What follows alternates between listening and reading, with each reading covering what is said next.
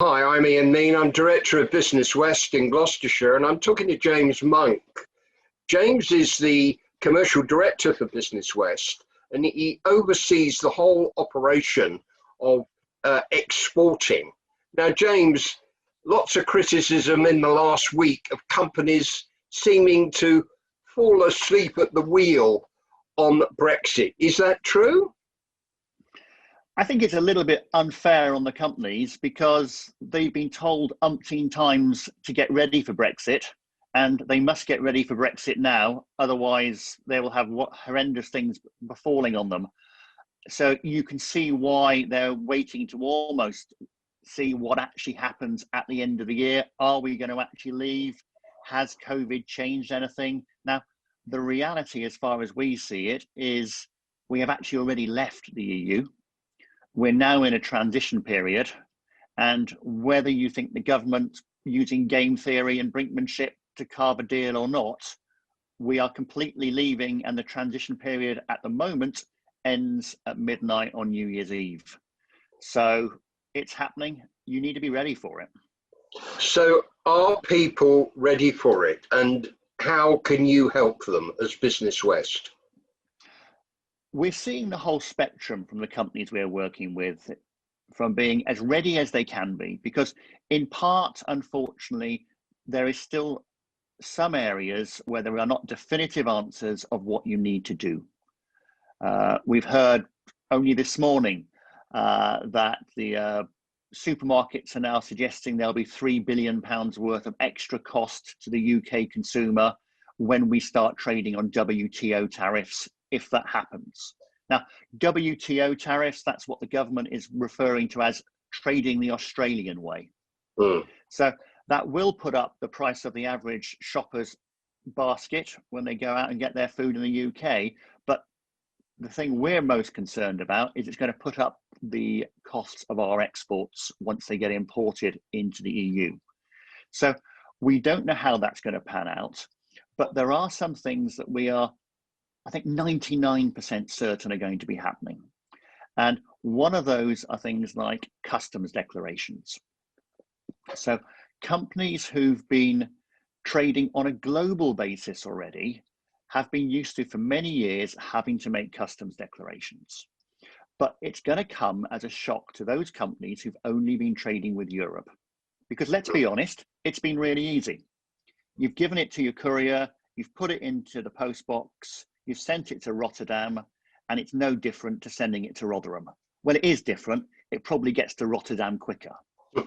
So they are going to, on the 1st of January, have to start ensuring that they've made customs declarations.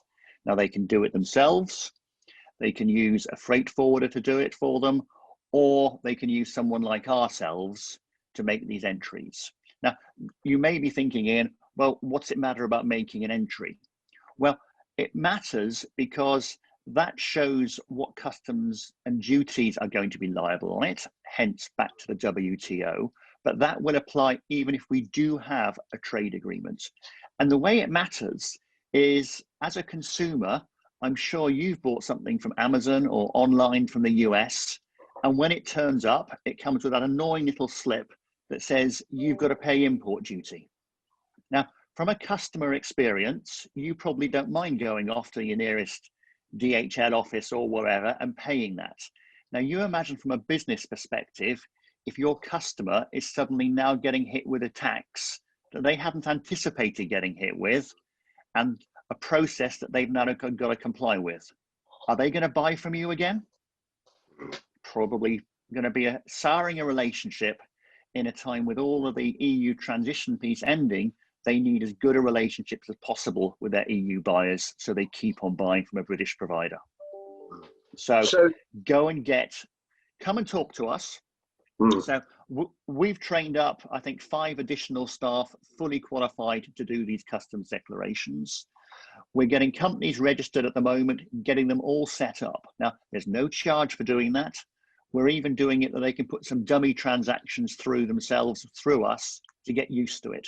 Because what I do know is we will get a flood of companies coming to us in the first week of January saying, how the heck do I solve this problem? And I suspect we'll be saying, we're busy enough, as we've seen from Michael Gove, saying the system is going to be broken or breaking and straining to fulfill this. We're probably not going to be able to take on new customers come January time. Get your place now. So in terms of priorities, what do you think, say 2 or 3 key priorities for businesses in terms of your service? I think in terms of our services and what they need to do is, and a lot of this was talked about last summer, was make sure you get your EORI number. I think the vast majority of companies have now secured those. Talk to us to make sure that you've got the right documentation ready for the market you're exporting to, because this could well change as well, even for exporting to countries outside of the EU. Because of the whole free trade agreements, the way that we have been merrily trading with a company and a country could change if we don't agree a new free trade agreement, or that country doesn't agree to roll over the existing free trade agreement until a new one is put in place. So the paperwork could change. So please, we know we're all working in a strange way, but our export documentation team is fully up and running and operational still, as it has been right the way through COVID. They can guide you through it and help you to understand the countries, the markets you're entering to and already working with, what may or may not change and what to watch out for. So that's one area there. The customs piece we've touched on. The third piece is then the whole world of regulation. In as much, well, they're often referred to as the non-tariff barriers. So these are all the bureaucracy, such as how is your intellectual property going to be protected in that market? What legislation do you have to comply with? So for food and drink, we're looking at things like labeling. For some pharmaceutical and medical products, how they're registered. All this needs looking into at the moment. So we can certainly, through the Department of International Trade, help companies do that with that piece.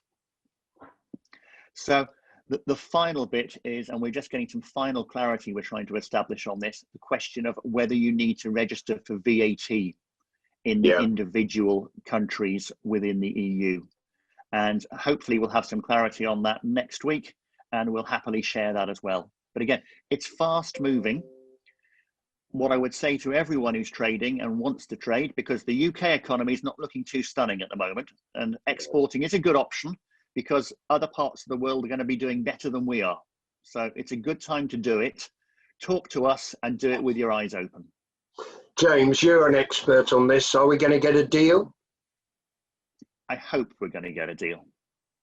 I think it's going to go to the wire, as most negotiations do. Good, thank you.